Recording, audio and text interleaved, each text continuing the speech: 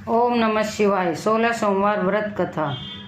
मृत्युलोक में भ्रमण करने की इच्छा करके एक समय श्री भूतनाथ भगवान भोलेनाथ माता पार्वती के साथ मृत्युलोक में पधारे। भ्रमण करते करते दोनों विदर्भ देशांत ग्रत अमरावती नाम की अतिरमणिक नगरी में पहुँचे। अमरावती नगरी अमरापुरी के सदस्य सब प्रकार के सुखों में परिपूर्ण थी। उसमें वहाँ के महाराजा द्वारा बनवाया हुआ अति स्मरणिक शिवजी का मंदिर भी था। भगवान शंकर भगवती पार्वती के साथ उस मंदिर में निवास करने लगे।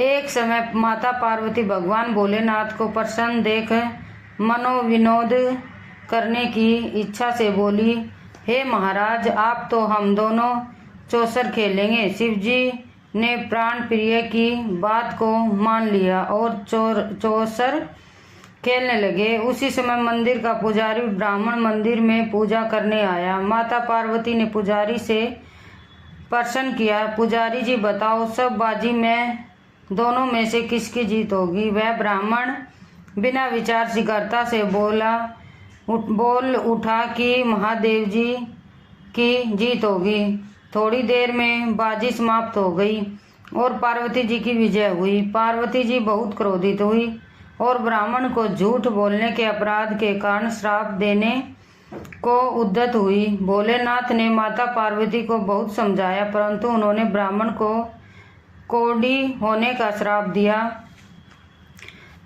कुछ समय बाद पार्वती जी के श्राप वंश पुजारी के शरीर में कोढ़ पैदा हो गया। वह अनेक प्रकार से दुखी रहने लगा। पुजारी का श्राप कष्ट भोगने हुए जब बहुत दिन हो गए, तब एक दिन देवलोक की अप्सरा शिवजी की पूजा हेतु उसी मंदिर में पधारी। पुजारी के कोढ़ के कष्ट को देख उसने बड़े दया भाव से उससे रोगी होने का कारण पूछा। पुजारी ने निसंकोच सारी बात उन्हें बता दी। वे अप्सराएं बोली, हे पुजारी, अब तुम अधिक दुखी मत होना, भगवान शिव तुम्हारे कष्ट को दूर कर देंगे। तुम सब व्रतों में श्रेष्ठ 16 सोमवार का व्रत भक्ति भाव से किया करो। पुजारी ने अप्सरा से विनम्र भाव से 16 सोमवार व्रत की विधि पूछी।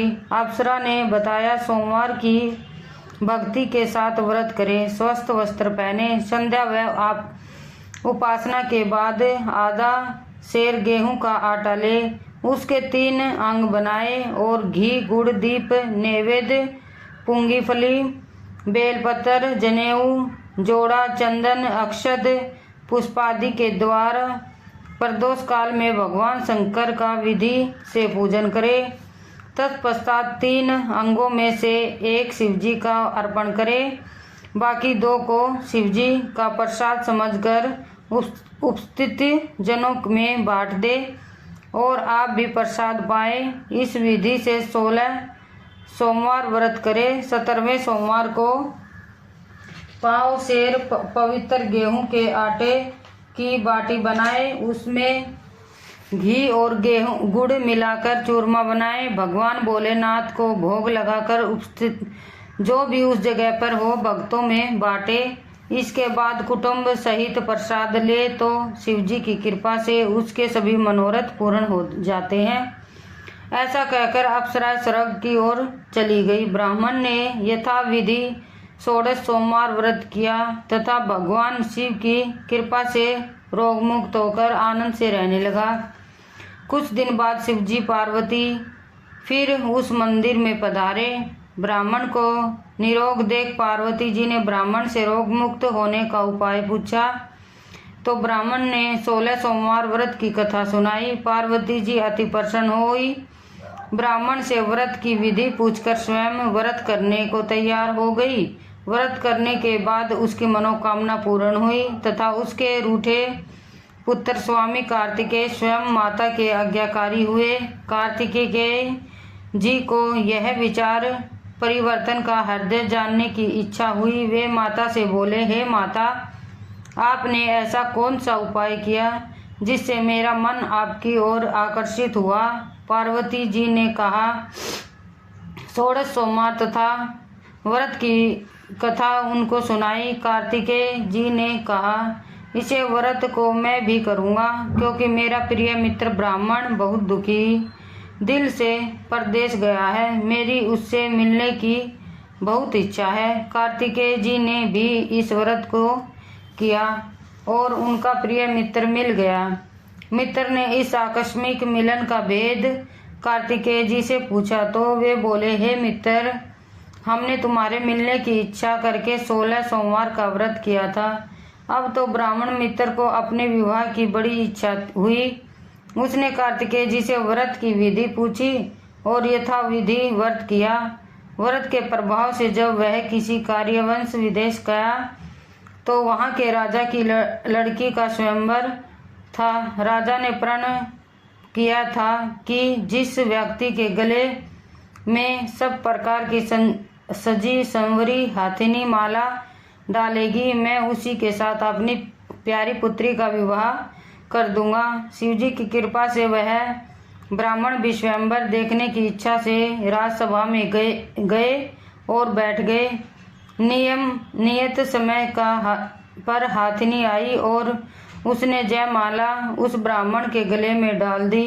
राजा ने अपनी प्रतीक्षा के अनुसार बड़ी धूमधाम से अपनी कन्या का विवाह इस ब्राह्मण के साथ कर दिया। ब्राह्मण को बहुत सा धन और सम्मान देकर संतुष्ट किया। ब्राह्मण सुंदर राजकन्या पाकर सुख से जीवन व्यतीत करने लगा। एक दिन राजकन्या ने अपने पति से प्रश्न किया, हे प्राणनाथ, आपने ऐसा कौन सा भारी पुण्य किया जिसके प्रभाव से हाथिनी ने सब राजकुमारों को छोड़कर आपको वरण किया? ब्राह्मण बोला, हे प्राण प्रिय, मैंने आपके मित्र कार्तिकेय के कथानुसार 16 सोमवार का व्रत किया था, जिसके प्रभाव से मुझे तुम जैसी स्वरूपवान पत्नी की प्राप्ति हुई है। व्रत की महिमा सुनकर राजकन्या को बड़ा आश्चर्य हुआ। वह भी पुत्र की कामना करके व्रत करने लगी। शिवजी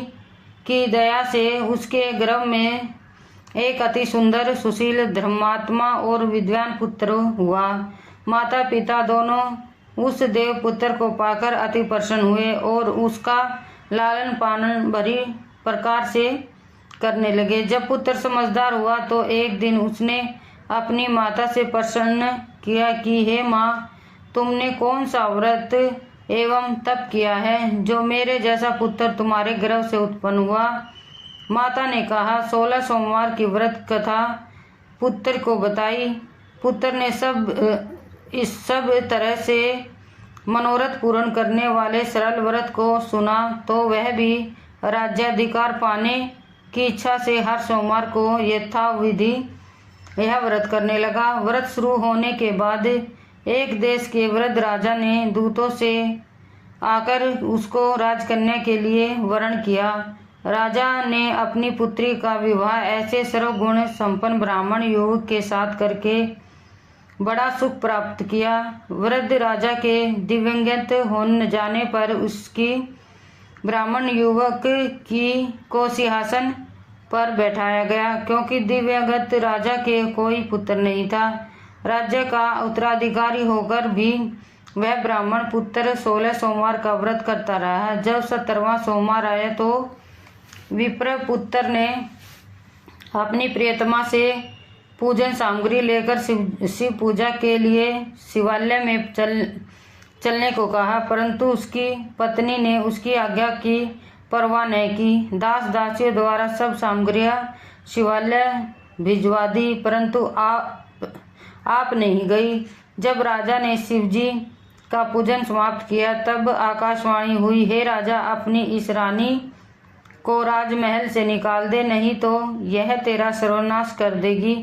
आकाशवाणी सुनकर राजा के आश्चर्य का ठिकाना नहीं रहा। उसने मंत्रणा गृह में आकर अपने सभासदों को बुलाकर पूछा कि हे मंत्रियों, मुझे आज शिवजी की आकाशवाणी हुई है कि राजा तू अपनी इस रानी को निकाल दे, नहीं तो ये तेरा सर्वनाश कर देगी।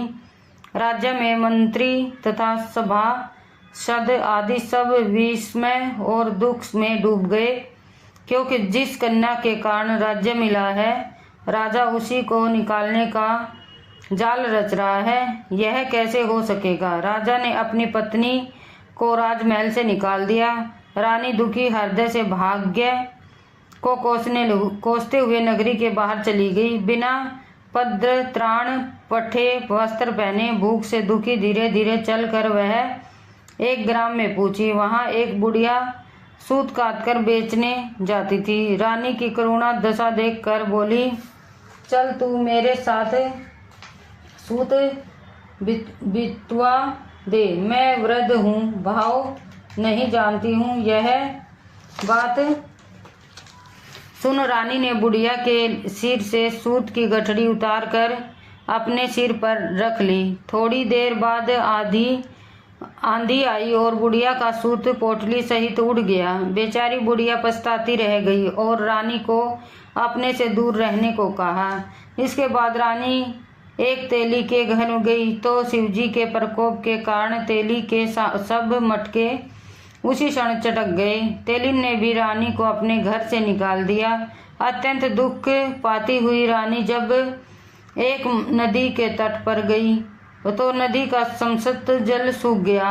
तत्पश्चात रानी एक वन में गई। वहां सरोवर में पानी पीने गई। उसके हाथ का स्पर्श होते ही सरोवर का पानी नीलकमल के समान जल असंख्य कीड़ामय होकर गंदा हो गया।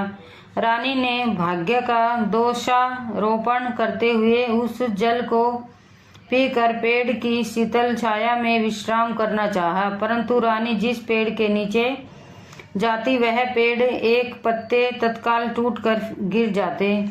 वन सरोवर जल की ऐसी दशा देख गौ चराते ग्वालों ने अपने गुसाई जी से, जो उस जंगल में स्थिर मंदिर के में पुजारी थे, यह बात बताई। गुसाई जी के आदेशानुसार ग्वाले रानी को पकड़कर गुसाई जी के पास लाए। रानी की मुख कांति और शरीर शोभा देख गुसाई जी जान गए कि यह अवश्य ही कोई विधि की गति की मारी कुलीन स्त्री है। पुजारी ने रानी से कहा कि पुत्री, मैं तो तुमको अपनी पुत्री के समान रखूंगा। तुम मेरे आश्रम में ही रहो, मैं तुमको किसी प्रकार का कष्ट नहीं दूंगा। गुसाई जी के वचन सुनकर रानी को धीरज हुआ।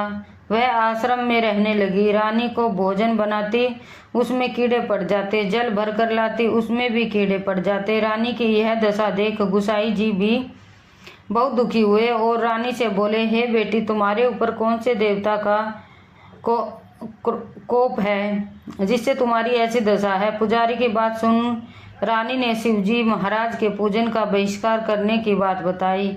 तो पुजारी शिवजी महाराज की अनेक प्रकार से स्तुति करते हुए रानी से बोले कि पुत्री, तुम सब मनोरथ पूर्ण करने वाले 16 सोमवार व्रत को करो, इसके प्रभाव से ही अपने कष्ट से मुक्त हो सकोगी।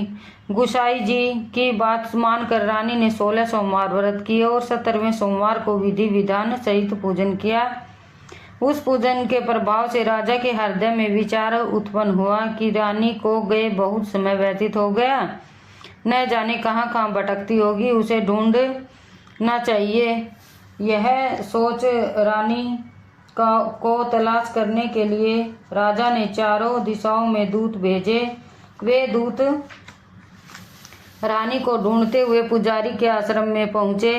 वहां रानी को पाकर पुजारी से रानी को अपने साथ ले जाने का आग्रह करने लगे, परंतु पुजारी ने मना कर दिया। दूत चुपचाप लौट गए और महाराज को रानी को पता बताकर रानी का पता पाकर राजा स्वयं पुजारी के आश्रम में गए और पुजारी से कहा, महाराज, जो देवी आपके आश्रम में रहती है वह मेरी पत्नी है। शिवजी के कोप से मैंने इसको त्याग दिया था। अब इस पर से शिवजी का कोप शांत हो गया है, इसलिए मैं इसे लेने आया हूँ। आप इनको मेरे साथ जाने की आज्ञा दीजिए। गुसाई जी ने राजा से के वचन को सत्य समझकर रानी को राजा के साथ जाने की अनुमति दे दी। गुसाई की आज्ञा पाकर रानी प्रसन्न होकर राजा के साथ महल में आई। नगर वासियों ने नगर के द्वार पर तथा नगर को तोरण एवं बंदरवारों से विविध विधि से सजाया। घर में मंगल ज्ञान हुए लगे। पंडितों ने विविध वेद मंत्रों का उच्चारण कर अपनी राजरानी का स्वागत किया। ऐसी अवस्था में रानी ने पुनः अपनी राजधानी में प्रवेश किया।